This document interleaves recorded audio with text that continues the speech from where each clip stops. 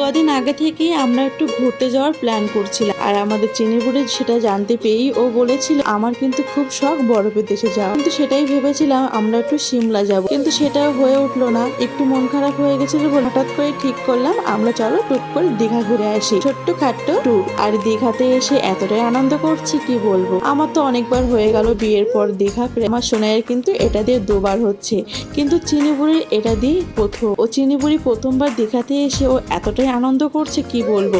জল থেকে তো উঠতেই চাইছে না, সারাক্ষণ স্নান করেই যাচ্ছে। আর এতটাই স্নান করছে, আমি ওর মধ্যে এটা দেখলাম ও একটু ভয় পাচ্ছে না, যেটা আমার ক্ষেত্রে হয়েছিল। আমি কিন্তু ভীষণ ভয় পেয়েছিলাম জলে নামতে, মানে এত বড় বড় ঢেউ দেখে একটু অবাকই হয়ে গেছিলাম, কিন্তু ওর ক্ষেত্রে সেটা আমি একটু অন্যরকম দেখছি।